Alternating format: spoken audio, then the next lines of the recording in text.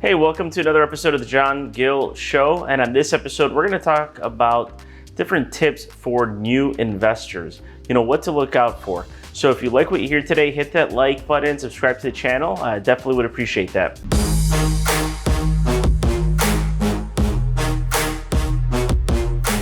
Number one, what I would always say is make sure that if you see a good deal, jump on it right away. Submit the offer, don't waste time.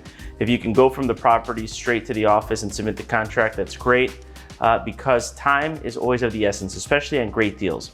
Now, a lot of the great deals, though, you're really not going to find on the MLS. You're going to have to go out and actually search for some of those.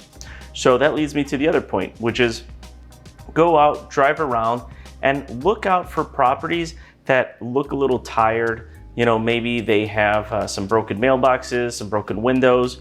That's definitely a sign that the people are letting that property go basically to the dirt, right? And so or it could just be basically a property owner who's out of state, doesn't really care too much about the property anymore, and maybe bought it at the right price, and they'd be willing to let it go at a little bit cheaper of a discount. So make sure that those are the ones that you want to identify and reach out to the property owner.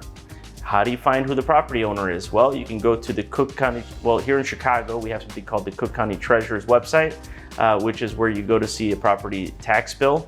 And I would, in fact, every county in the state and probably in the country has a similar service. So just go ahead and take a look at the Treasurer's website, or where the tax bills are paid, and it will have the owner's contact information. And if you do a little bit digging, you can also find the owner's phone number as well, okay? And if it's owned by a corporation, well, just go to the CyberDrive website. We're using here in Chicago, for example, or Illinois, the state of Illinois, or in your specific state, just go ahead and check out where the LLCs and corporations are registered at, and you'll be able to pull up who the actual member of the managers are of the LLC.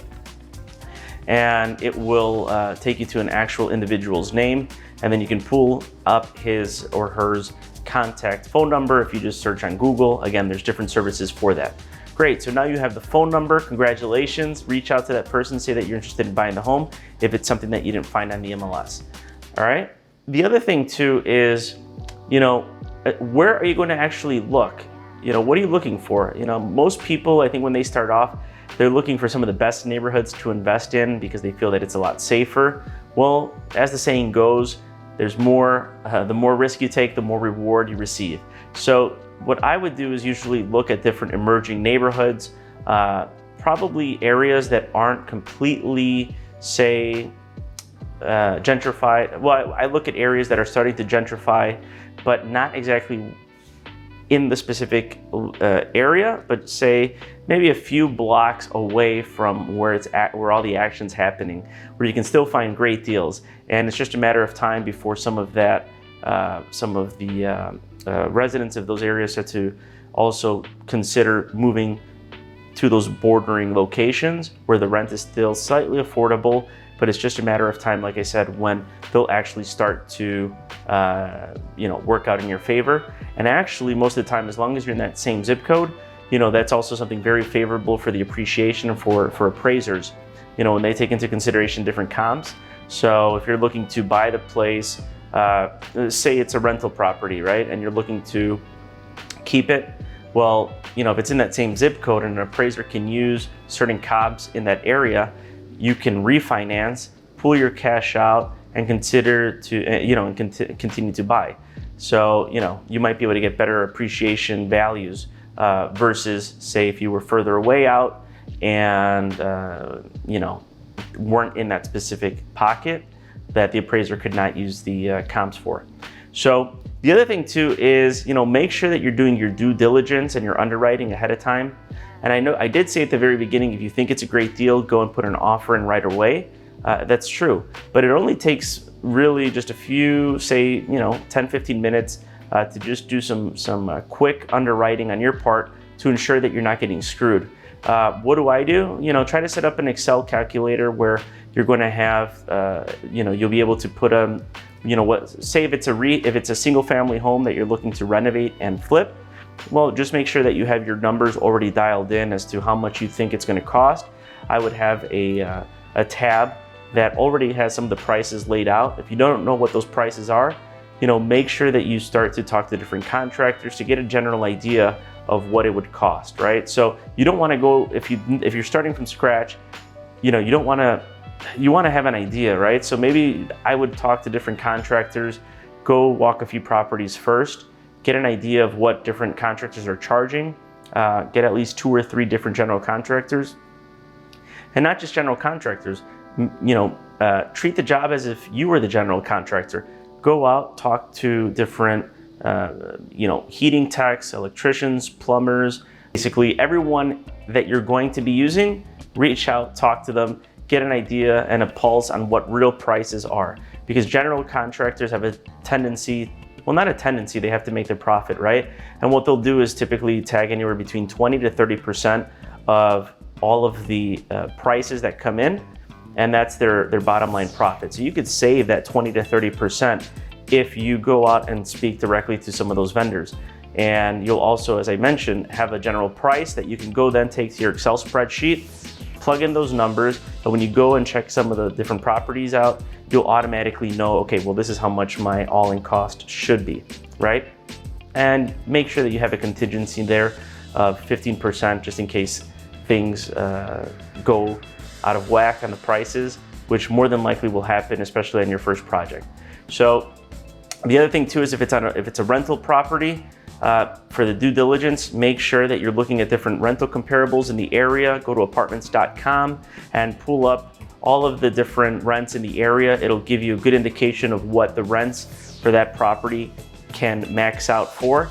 And you'll also see the competition. What are they doing that attracted $200, $300 higher rents than what you're currently getting, right?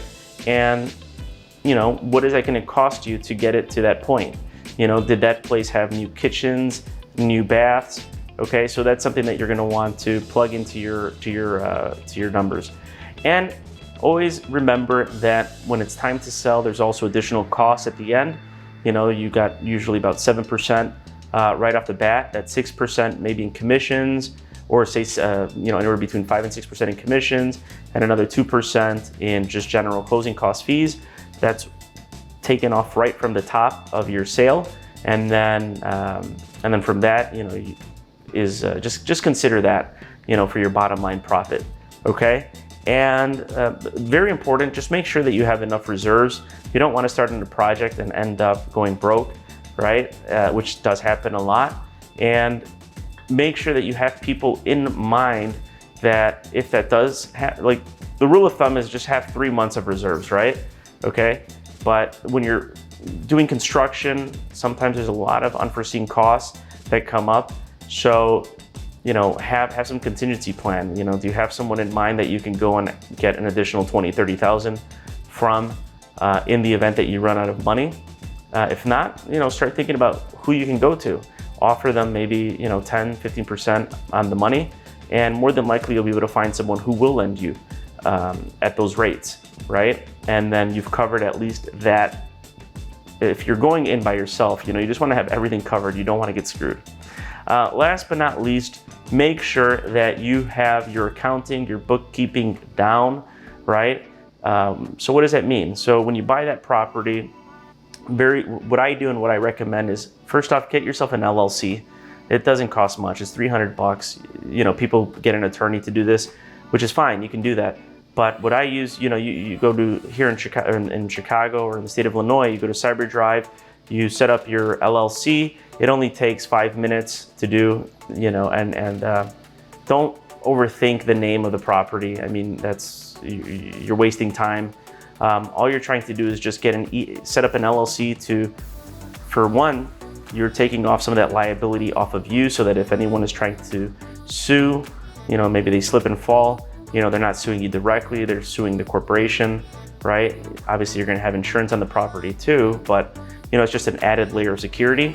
And then the other thing too that you're going to want to do is just make sure that, as I was saying, that when you have the LLC, go to the bank, set up a separate bank account You know, they're going to ask you for your articles of organization.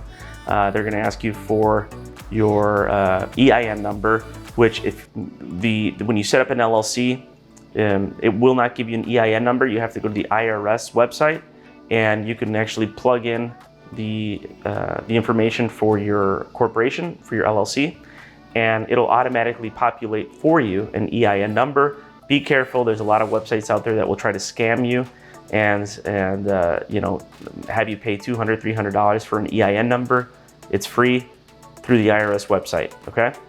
Once you have that, you go to the bank, set up your separate bank account, make sure that all of the expenses that you have are going through that account, because what tends to happen is, you know, depending on how long that project took, if it was a 6 month, a 1 year, or 2 year project, because you're going at your own pace and something happened, who knows? If you have been paying cash to this person here, you know, quick pay here, or you know, you're borrowing from a different account over there, it becomes a huge mess. So the best thing to do is just try to put all the money that you're going to be writing the checks out from into that bank account, and you have one place that you can then just continue to pay. And at the end of the year, when it's tax time, you can just pull all those capital improvements up, download it onto an Excel sheet, and you know exactly what you're in for, right? And you don't have to go to all these different you know, bank accounts to try to track what your real costs were, right? And then the other thing too that leads me is, if you are buying a rental property, you're still going to want to keep everything in that one bank account, right? But make sure that you get right off the bat a nice, there's different programs out there that will help property management tools. I use Buildium. It's an online platform that allows us to manage our properties. Easy. It has, you know, you can plug in all of your numbers on there. It has when tenants are set to expire, when rent increases are set to take place. So look at the different ones. There's also Yardi that you can check out. But those are things that definitely you want to keep in mind. Anyway, I hope that you enjoyed this. Hit that like button if this was helpful. Subscribe to the channel because we'll continue to provide some more of this information.